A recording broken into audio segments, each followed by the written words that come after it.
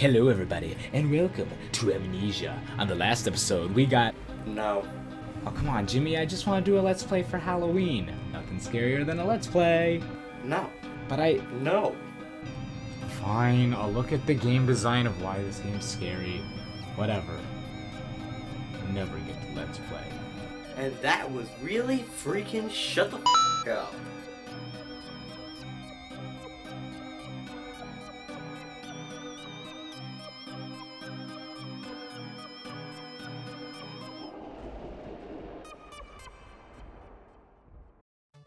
This is Halloween, a time for ghouls, ghosts, and goblins galore, where we sit back and appreciate the scary things in life. Horror is one of the biggest genres in practically every medium of pop culture, including movies, books, and of course, video games. These days, however, the industry's opinion on horror games seems to be a bit divided. Larger publishers continue to insist that survival horror just doesn't sell anymore, foolishly believing that every game has to have Call of Duty levels of sales.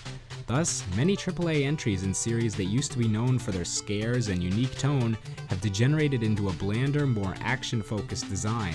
But at the same time, horror games on the indie scene have absolutely exploded, with titles such as Slender the 8 Pages and Outlast receiving absolutely insane amounts of coverage on YouTube, and inspiring a tidal wave of indie horror titles that continue to impress.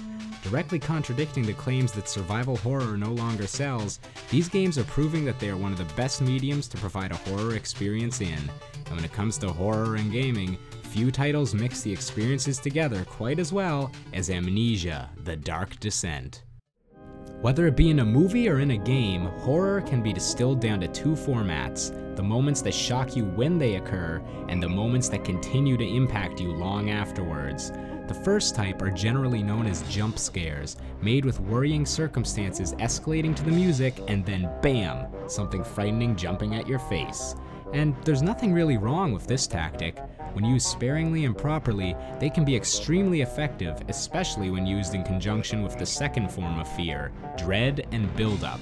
This is when a game or movie successfully builds a tone to escalate your own paranoia, slowly bringing you more and more into the world that is being created until they've finally built up enough of a connection to disturb and confound you, or begin hurtling at a breakneck pace towards that jump scare. If you only use one of these tactics, you begin to have missed potential. Jump scares without proper build-up are meaningless, and disturbing world building alone, while yes, still being creepy and memorable, can't quite entirely pierce your skin without the sharp teeth of the unexpected. So what does this have to do with Amnesia? Well, everything really. You see, movies are able to build these two types of horror by being carefully constructed and perfectly paced, everything working in sync to bring you the experience that the creators intended. But how can a game accomplish the same feat when the very nature of the medium requires that you have some form of control over the game's proceedings? No matter how perfectly you script a sequence, all that tension can be destroyed in an instant if a player suddenly starts throwing objects around the room and going where they're not yet supposed to. So instead, Amnesia's basic design is focused on underlying systems and gameplay providing the horror, enhanced by specific set pieces instead of the other way around. In Amnesia, you don't have any weapons and cannot directly attack any of the creatures that stalk the castle. The only thing you're armed with is a lantern, and your only choice when faced with danger is to run and hide. The player has four main resources to keep track of during all of this: health, sanity, oil, and tinderboxes. All of these resources are interconnected and have to be rationed and used accordingly in order to make sure that your health never reaches zero, because losing all of your health means you're dead. Losing all of your sanity, meanwhile, is almost as bad, as the less sanity you have, the more difficult the game is to control, thus making it easier to die.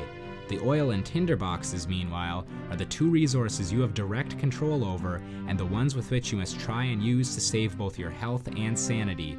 Do I use my lantern now to get down this hallway, or do I make a run for it to conserve oil, yet risking my sanity? Will I be staying in this room long enough where it would be more useful to use a single tinderbox, or is there perhaps a more important room down this foreboding flight of stairs? The game constantly faces you with organic decisions such as these, and they allow the game to always be putting pressure on you, building its claustrophobic atmosphere. The intensity of all this resource management is made even worse when both creatures and invisible forces start tormenting you, forcing you to make these choices on the fly and physically fling doors open and close to buy yourself just a little bit more time, just a little bit more sanity. These encounters are all fairly open-ended, preventing you from truly growing used to the game's scares and halting any chance of the experience growing repetitive. And luckily, with such a firm foundation in its game design, there are literally hundreds of new horror experiences being made as mods for Amnesia, putting new spins on these mechanics and keeping the game on top of the YouTube scene. Let's players following the same story over and over would have grown old quickly. A game that can constantly surprise you is something else entirely. In the end, I would have to majorly disagree with the AAA publishers. Horror is not dead, far from it. And during this Halloween season, it's good to remember that video games shouldn't be judged based on how well they sell compared to the next Call of Duty. They should be judged based on the passionate communities they create, the genuine emotions they invoke in us, and the dedication and brilliance it takes to translate this all into a fun, fully functional experience. So to all my viewers, fellow YouTubers, and everyone else across the world, have a happy Halloween, because that, along with this game, would be really freaking clever.